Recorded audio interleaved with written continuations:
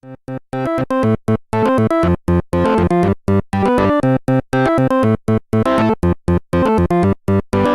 and welcome back to the McAllister Gaming Society Radio Hour. I'm your co-host James. And I'm Matthew. So, yesterday somebody posted an article that was hosted on VentureBeat. It was an industry veteran, a gaming industry veteran, Alex St. John, who published an article which was, I would say, less than savory. It discussed general complaints that people were making about the gaming industry's sort of fair wage arguments. So one thing that's been going on in the games industry over the last several years, as a matter of fact, generally from the actual beginning of the gaming industry at all, is people have been pushing these developers to work extremely long hours for very little pay. And by extremely long hours, I'm talking about people are being pushed to work for somewhere around 80 hours a week for some weeks.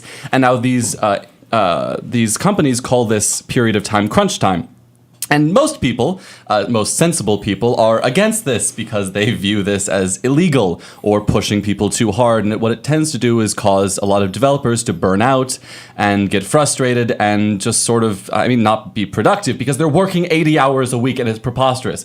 So this person, this Alex St. John, came out with an article yesterday which discussed things about this, essentially defending poor working conditions. He said stuff like making games is not a job, it's an art.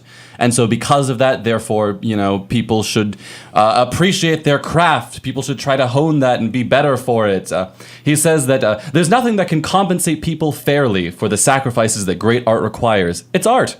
You need to get an actual job producing productivity software if you want to be paid fairly and go home at 5 p.m. And this Alex St. John, this person isn't nobody. This person, I believe, founded DirectX with Microsoft, and there's been quite an outcry among lots of gaming news outlets such as Kotaku and Destructoid, really just calling this person out on writing this article. And there's been a lot of outcry in terms of just it's definitely not a popular opinion that this Alex St. John has. Well, he even discusses in his piece, in his op-ed, that he didn't think it was a popular opinion, and yet somehow he still felt the need to get it out there, which sort of brings up a separate point, which is that this is what a lot of people working at these million-dollar corporations think. They actually do believe that, that one guy who has to model a helmet for some character in Madden, that's really art. It's not grunt work. It's actually an art. And so because of that, since it's this art, they can be forced to work these extremely long hours. It's just absolutely preposterous because, again, that one person who's making that helmet model in Madden for EA is at least millions of dollars, if not $1 billion corporation at this point, and somehow we're supposed to classify that as art. It's a very sketchy argument at best, in my opinion. Yeah, there's a big difference, and this might be more of my own personal opinion, but it seems like there's really sort of two broad categories of games that I see being released, and there's a lot of games that are being released because the people who are making them because they have good ideas for the game, are proud of the game, and are really trying to make a piece of art.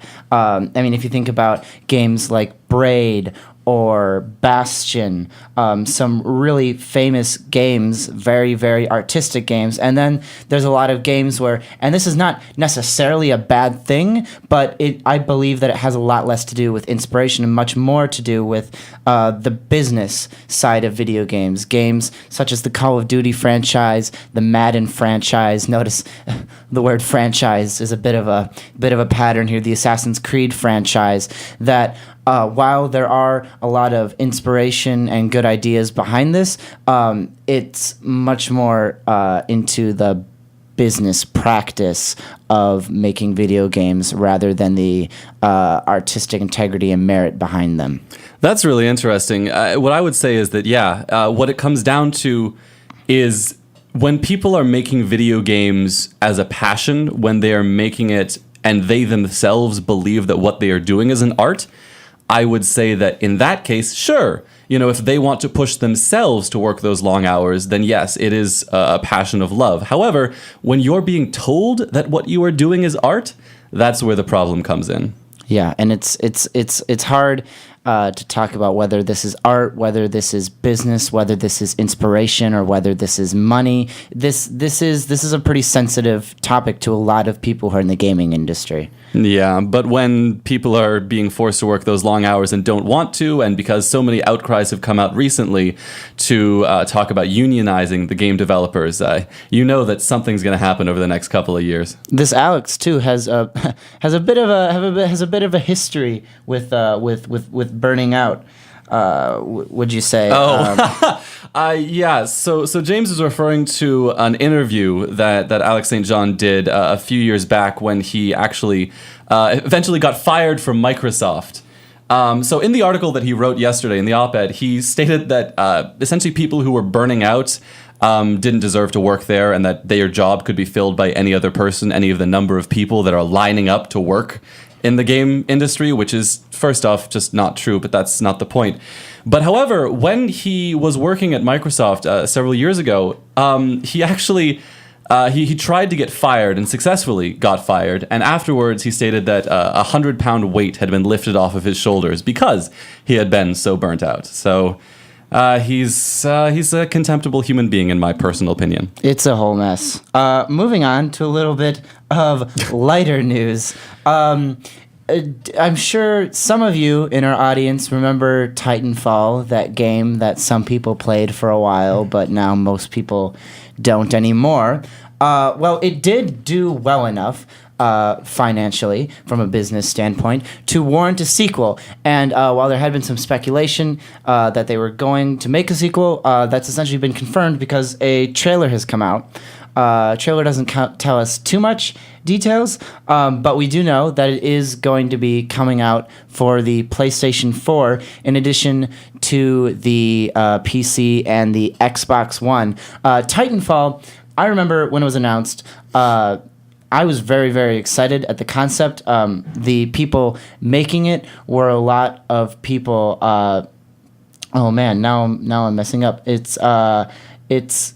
Is it X Infinity Ward or is it X Bungie people who are making this game? I thought it was X Infinity Ward, but I could very well be wrong. No, I think you're right. The people who made Titanfall were some of the very same people from Infinity Ward who brought us the early Call of Duty franchise, in addition to the Modern Warfare franchise, which I'm a big fan of the Modern Warfare, and I was really excited about Titanfall.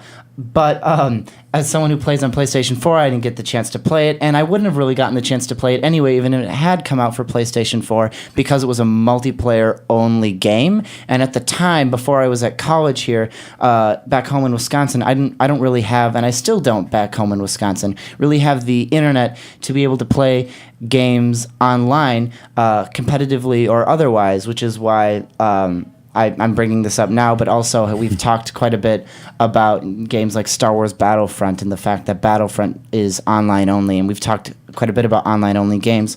Moving on, though, this Titanfall 2 has they've announced that it is going to have a dedicated single player campaign, which I'm really excited about because that means I'll be able to play it because it has single player and it's on PlayStation 4, and we'll actually be able to engage in the world and the universe that Titanfall sets up in the original game, that while the story wasn't a main focus of it because it is a multiplayer only game, it is a still really interesting universe that I'd love to learn more about. So you mentioned earlier that you really like the concept of Titanfall. Could you perhaps expand on what the concept of Titanfall was, and or I guess is, and perhaps what the differences between that and Titanfall 2 are?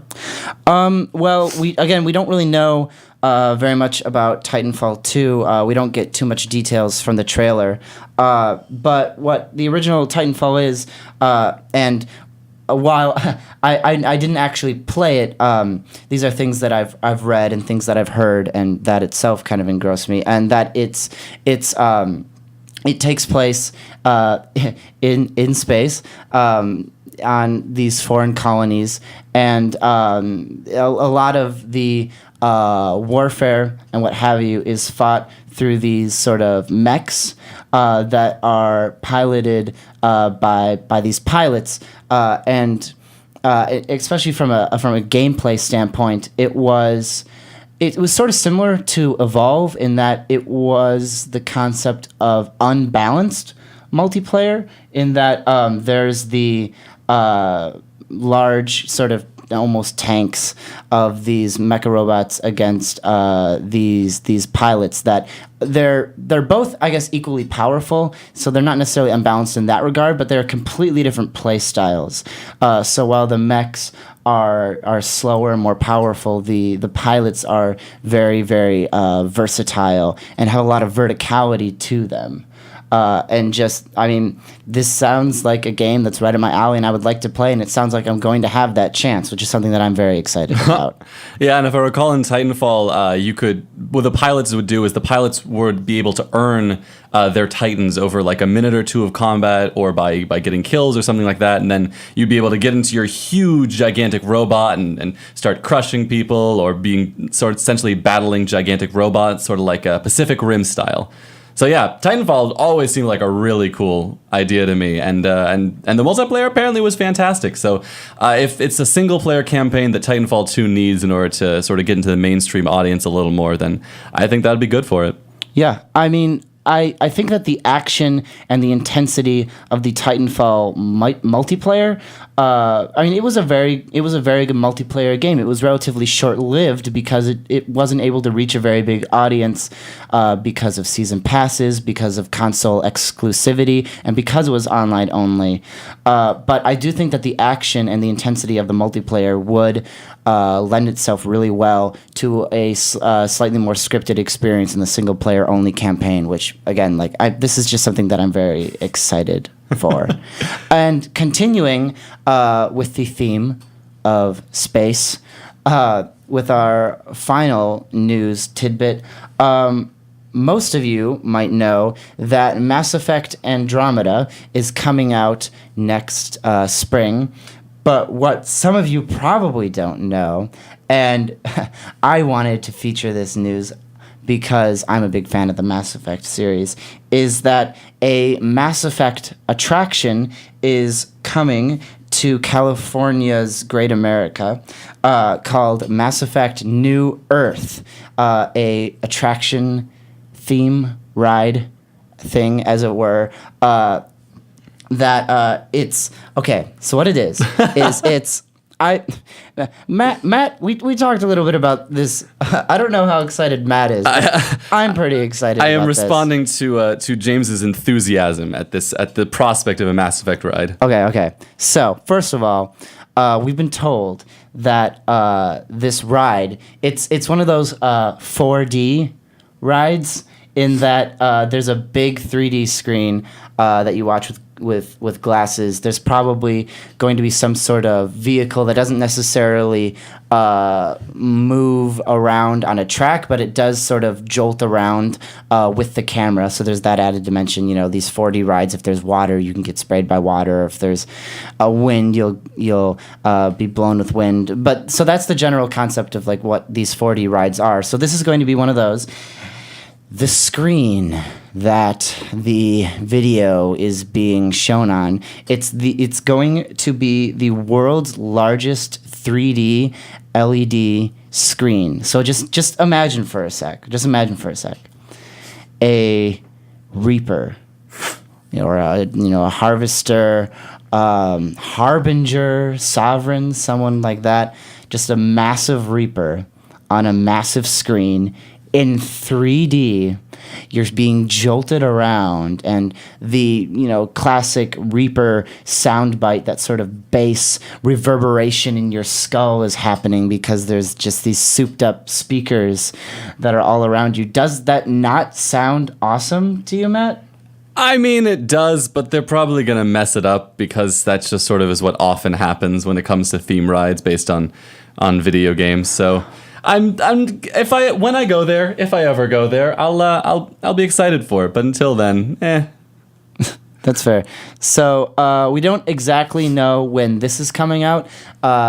but it's probably going to come out after Mass Effect Andromeda, and there is a teaser trailer for this ride, as it were. And if you watch it, there are Reapers in it, so it's probably going to have more ties to the original trilogy as opposed to any sort of new works that BioWare is putting out there. That's really. Oh, go ahead. That's weird though, right? It's called New Earth, though. Right? It's weird to me that it's. All right. So the reason that we don't know that it's going to have more ties, but just in watching the trailer, it definitely looks much more like what we've seen from the original trilogy in terms of the look of the planets, the look of the Reapers, and all that. So there's that. I guess this is more of a conversation about Mass Effect Andromeda and what I want to see from it, or what I think we're going to see from it. I hope we don't get a Reaper story arc or a story that follows the Reapers, really. And I don't think we will, because that was such a huge part of what the original Mass Effect trilogy was. I really don't think we're going to see the Reapers be a thing in the new Mass Effect games. I mean, besides that fact, I mean, the Reapers shouldn't be in another galaxy. They should only be in the Milky Way. If they're anywhere else, then that would be quite lore-breaking. Or, I mean, they could eventually, have be attempting to create a gigantic franchise in which eventually you kill off the King Reaper, who has been dominating all the galaxies in the universe. Well, I mean, we kind of did, because, I guess, spoiler alert for a 4-year-old game that is Mass Effect 3, we kill Harbinger in Mass Effect, who is widely seen as being the leader of the Reapers. Harbinger wasn't the leader, was it? Was he? Sovereign was the first, and Harbinger was the biggest and the leader, and the one that is sort of, if you had to pick one, the really primary antagonist of the Reapers themselves. I think Harbinger was the one that we as players focused on a lot, because he was so, or I guess it was so out there in Mass Effect 2. Like Harbinger was the main villain in Mass Effect 2, but after that, I mean, Harbinger largely disappears more or less, and it feels like there shouldn't be a leader when it comes to the Reapers, right? That's fair, but I mean, canonically, I'm pretty sure he is the biggest in terms of size. So that's got to count for something, right? Size matters when it comes to the Reapers, right? I'm not even going to comment on that. But no, the fact that you mentioned New Earth is really interesting, because that just the title of this ride, Mass Effect New Earth, does make it sound more like it has ties to Andromeda, and what Andromeda has, or what we've been led to believe Andromeda is going to be, because with the teaser trailer in which Jennifer Hale, who voices FemShep, in that trailer, it's almost led to believe that there's some sort of Ark ship that's sort of carrying humanity to the Andromeda system, and sort of pioneering into the Andromeda system, and exploration and civilization pioneering and what have you. That does seem to be more in line with the name of this ride, which is Mass Effect New Earth. Exactly. So my question at this point is, this ride appears to be bridging the gap between Mass Effect 3 and Mass Effect Andromeda, because if they are going to be searching for New Earth, perhaps maybe there's some problems getting out of the system, or getting out of the Milky Way or something like that. Maybe they come across some lone Reaper that somehow didn't get destroyed, because, I mean, the ending was ridiculous anyway, so who really understood that? It's also entirely possible that this is a completely non-canonical, which I'm assuming it is, non-canonical ride at California's Great America, that Matt and I are really big fans of Mass Effect and the Mass Effect series. We were actually in an RPG, in a role-playing game of the Mass Effect series together last semester. So we're really big fans. That's why we're speculating. But, I mean, really, it probably is. just going to be a theme park ride. But I mean, it's fun to speculate. It's nice like to even this. still find out, try to figure out what the timeline is, even if it doesn't make any sense. It's like a little adventure. Yep. So Matt and I here are going to take a break. And when we come back, we're going to dive into our feature. And we're going to talk about what seems to be the really new, big, fun trend thing in video games. And that is open worlds and the sandbox games. So for now, I'm co-host James. And I'm Matthew. And you've been listening to WMCM 91.7 Mac Radio.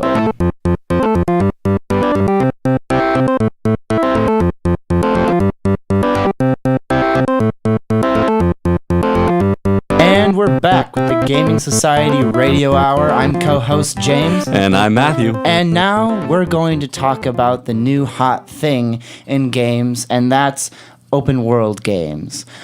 So first, let's talk a little bit because this can be a largely subjective term because there's not really any widely accepted definition of what an open world game is. So, Matt, we want to talk. What do you consider to be an open world game? It's a weird genre. It's anything with a massive world that you want to explore. It's got to be something which is non-linear. Non-linear is a must. Something where you gain some type of reward for exploring the area, but also you can potentially skip things or miss things, and that's okay, and the story doesn't mind that.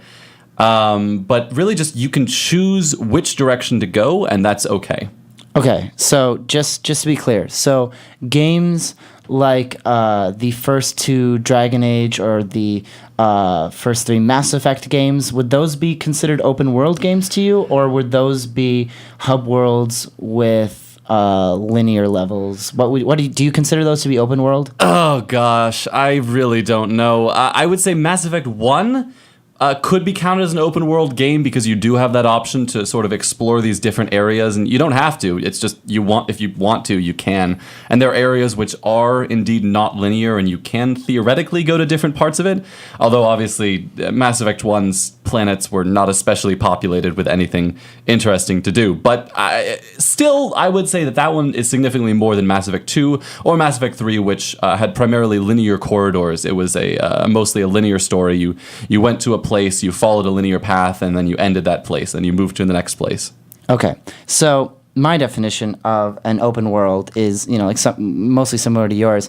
I think of it as there has to be, if there's some sort of criteria list for this, there has to be at least one large open map, open world, overworld, that the game takes place in, and that there has to be at least some level of exploration that the game encourages, or the person who is playing inherently sort of finds within them to want to really explore this area. So I think a big part of it is the universe building on the part of the people who write the games. And there's the facet of the people who actually make and code the game, so the actual space in which it takes place in. So I don't think I'd really consider any of the Mass Effect or the first two Dragon Age games to be open world, because to me, yes, there's these big areas, but there's hub worlds that you can go back to, and from there you go to more linear level design, and sort of proceed through corridors in the Mass Effect series, or in the first two Dragon Age games, and there's paths through the wilderness that you can go left or right, but for the most part, I don't consider it to be an open world game because while there are different paths you can take, there's still not I feel like there's still not really a sense of exploration. Kind of like how in the second Black Ops games, in some levels, you can go about that level in different ways with different strategies, but I wouldn't consider it by any means to be an open world game. That's interesting. I agree with you on the exploration part of things. Both of us mentioned exploration in our answers, so I guess we're both pretty excited for Mass Effect Andromeda because it's hopefully focused on exploration. And I agree with you on Dragon Age. Both of those games were extremely linear, and yes, taking one path over the other is not what I would classify as really open world. I sort of need more choices in general. The reason I would claim that Mass Effect 1 was more of an open world game at the least is that you have this option to go and explore the galaxy. You don't have to, but if you want to, if you feel that need for exploration and you want to get some extra things and you want to perhaps follow up on some extra quests, you can do that if you want to, if you choose to. And the idea of hub worlds, I think that's a really interesting one. Do you think that any game that has these hub areas can't be open world then?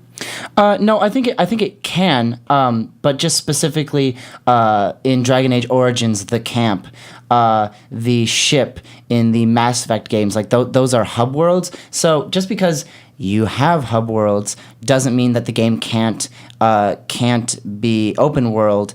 But when I think open world, I think of large, open-ended maps that need to be rendered and you can explore on. So now that we've kind of ironed out what the two of us view as open world games, I'm just going to jump in here with how I feel about the state of open world games, and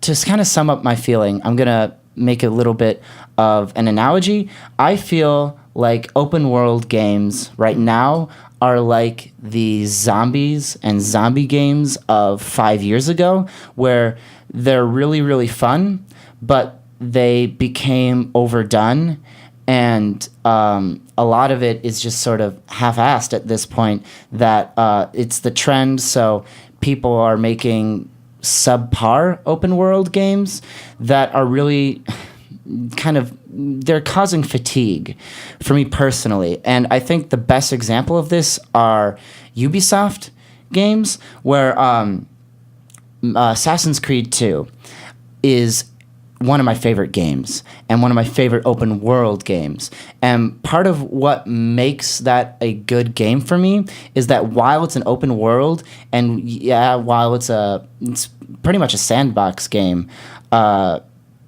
just in terms of the level at which you can do lots and lots of different things and really make Ezio kind of your own character, it still has a very, very strong overarching plot that ties the whole package together.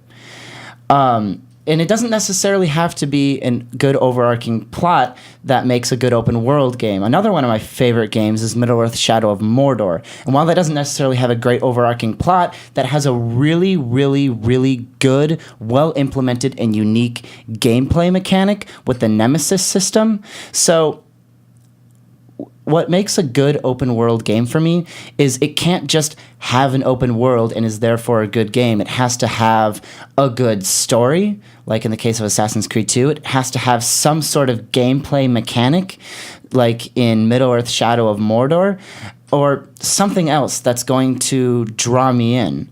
Otherwise, I just get fatigue from lots of side missions and side quests and fetch quests that don't necessarily mean anything. Yeah, a lot of critics currently have been discussing the fate of open world games, because what's been coming out recently, are primarily Ubisoft games, actually, and they always have these same I guess features to them. You have these watchtowers essentially that you're going to go over to, and you have to collect them in order to open up the map. You have this hugely populated map which has all of these tons of different fun things you can do. The map has all of these cool colors and all these things, but once you go to that dot on the map, there's not much there. There's really no purpose. Like in Far Cry, you can go to all those little colorful points, but most of them are going to be these flowers that, yes, sometimes you really need that green flower, but it's really not all that useful for the rest of the game. And A lot of the time, they'll have these quests which are essentially meaningless. They won't be very well fleshed out. They'll be, like James said, like these fetch quests or something like that, where you'll go over to someone else, grab an item, and then come back to that person. It's not very interesting, and so when this world is populated with all of these not interesting tasks, it gets really boring really, really quickly.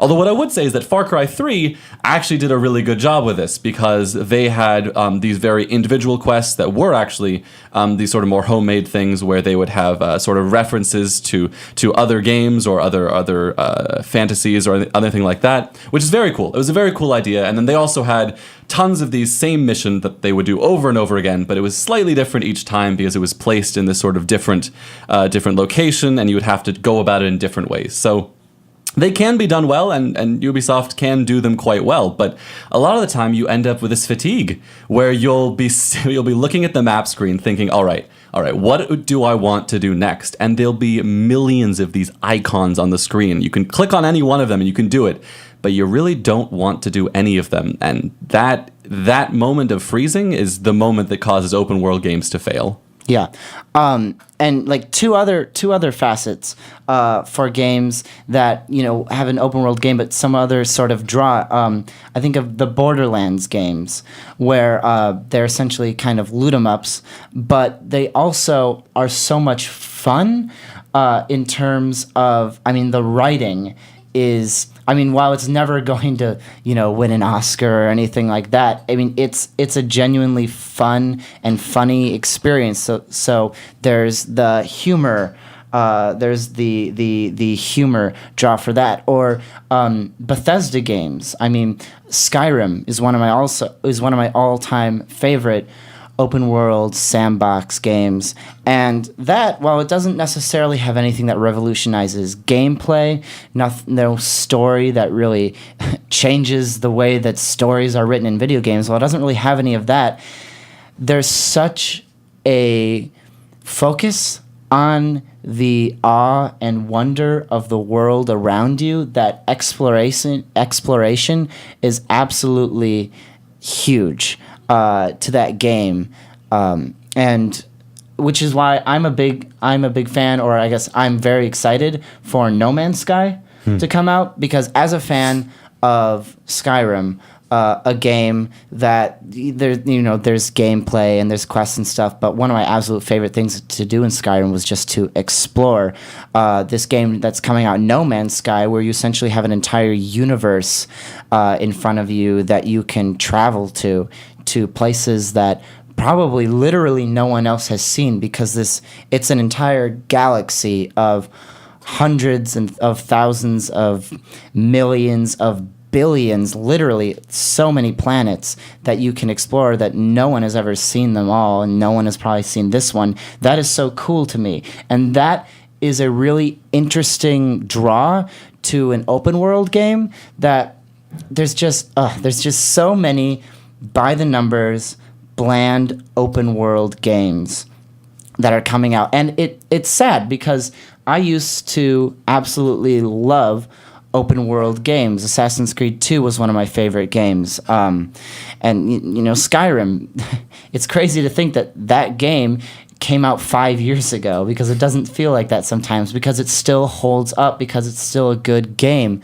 But now there's just so many open world games that are coming out that are by the numbers, and you just end up feeling so very, very fatigued by it. And I'm afraid that publishers and developers are thinking that they're going to be able to sell these games simply because they're open world games. And that's just sort of sad to me, because I really like open world games, and I don't like the way that they're headed. I feel like they've kind of sold out. And that's not to say that there's not good, interesting open world games coming out. Like I said, No Man's Sky, I'm very excited for that. But I just feel as though the quality of open world games over the last couple years has definitely been in decline, and I'm definitely starting to feel fatigued. That partially could just be the fact that there hasn't been a new Elder Scroll game in a while. That's fair. But you're talking about how in order for an open world game to really grab you, it needs to have sort of this special idea. And a lot of games do come out with they have that special idea. It's just some ideas don't work out as well as other ideas. The recent Mad Max game that came out, I think, was an open world game. But as you said, it was extremely bland. It had an incredible car mechanic. Driving around was super fun, but there was nothing to do, and the things that you could do were not worthwhile and were largely pointless. I guess I'm more okay with that simply because I can't fault them for taking a chance on having this cool, new, innovative idea. While the execution might not have been the best, I don't know. I feel like I can't really fault them for trying something new because sometimes you succeed and sometimes you fail. And I'd so much rather that you try and innovate this genre of game that has been retread so many times. I'd rather that you innovate and fail than just release another open world game for me to think is really cool at the beginning and realize that even though this world is absolutely big, there's actually not much in it, or at least not much that I really am interested in doing. Yeah, speaking of that,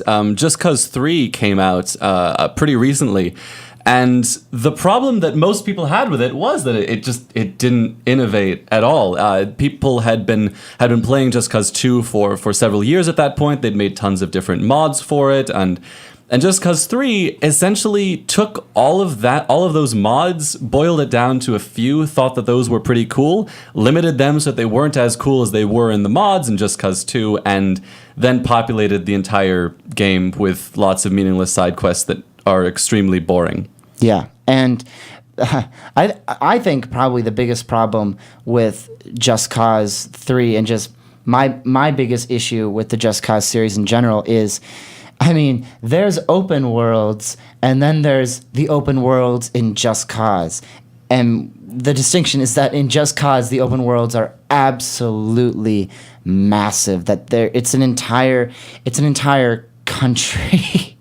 And it's because there's different biomes and environments and factions, and it's just this massive landmass that, I mean, there's no way that the developers are going to be able to populate such a huge world. There's no way that they're going to be able to populate that in an interesting and efficient manner, because it's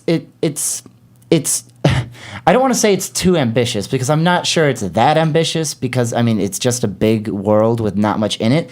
But it's almost like the developers for Just Cause set the bar too high for themselves, and they just struggled to try and fill it as much as they could, but they really made it too hard on themselves, or I don't know.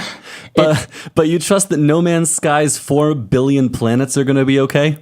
So the reason that that's different is because it's procedurally generated, and so Just Cause, it's everyone who plays Just Cause, and let's be specific to Just Cause 3. Everyone that plays Just Cause 3 is playing the same character, because there is technically a story to the game. They're all playing the exact same character on the exact same map, and the world that they exist in interacts with all of them in the exact same way.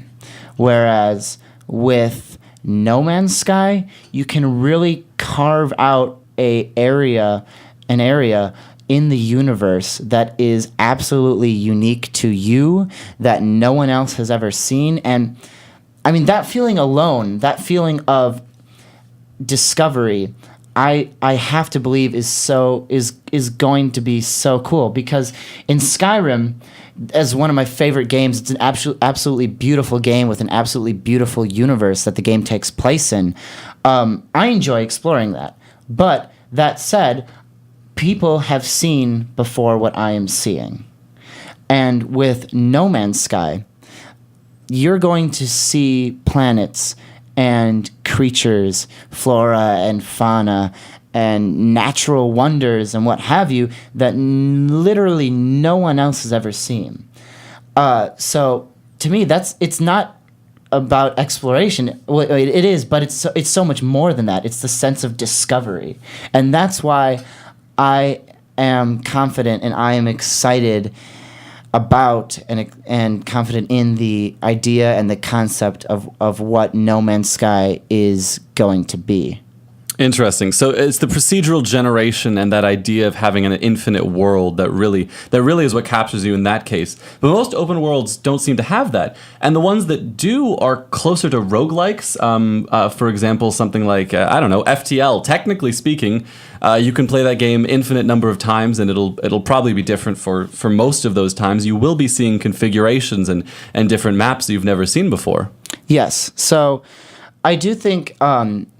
while procedural generation is not a hallmark of what a quality game is or should be, I do think procedural generation helps with fatigue. So, talking about procedural generation in an open world game, I like to talk about Skyrim. All right, so the world itself is not procedurally generated, but there are radiant missions, that there really is an infinite amount of replayability to the game. I would very much disagree with that personally. The Radiant quests that James is talking about are, I believe there's only a few of them really, and all of them are go to this place, slaughter all of the bandits, and then go back and turn it in, and then once you then pick up that quest again, you then can go back to that place that you just killed all those bandits, and they'll be back again.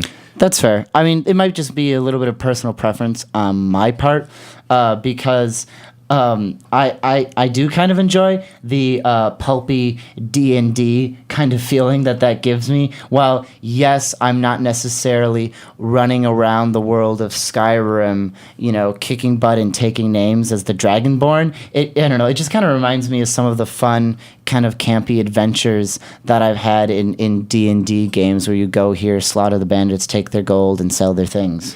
What I would say is that a game that I think did that really well was a game I think my brother Josh was playing relatively recently, Diablo 3, is they added in this feature where you could go to some certain dungeons and they would be procedurally generated. So Diablo 3 is, I would claim, an open world game. Oh yes, no, definitely. Good, excellent. It's this huge world. You can travel all the way throughout it. You can go to all these different places. But again, with these open worlds, eventually you do run out of things to do. And so Diablo, or Blizzard, has been doing a fantastic job of continually adding in new content, even years and years after its release. In fact, they actually recently patched Diablo 2, which came out 10 years ago or something. It's an older game. But so they made it so that there were certain dungeons that you could go to in Diablo 3 which were procedurally generated. So the overworld map is entirely, handcrafted, this big, massive world that they made. But then when you want to, if you've perhaps run out of material to play through in the game, you can then go down in these dungeons and always have a fresh experience. Yeah, and another hook that Diablo 3 has is not only, those procedurally generated dungeons, but the procedurally generated loot. And Diablo... really, that series pioneered the concept of a loot 'em up, of a Diablo-esque dungeon crawler, or a game in which a major mechanic is there's so many different weapons or just things to collect, that there's there's a level of grind and repetition to it, but it doesn't necessarily get as old because the rewards that the grind has are so significant and tangible. So while I don't necessarily mind grind, what my biggest problem and why the grind becomes fatiguing in a lot of open world games is because the reward is so small and trivial and inconsequential. I think one of the absolute worst one of the best examples of one of the worst implementations of this is the Templar flags in the very first Assassin's Creed game, of which there are at least 100 that are not marked on your map. It's a big map. You can collect them all, but nothing happens when you do, and it takes literally hours to do it, even if you go online and you have a map of the overworld and know where they all are. It's almost like it's filler. It's filler, and it gets old because the reward is so small. So I think we just need more rewarding systems in our open world games, that will really help with fatigue.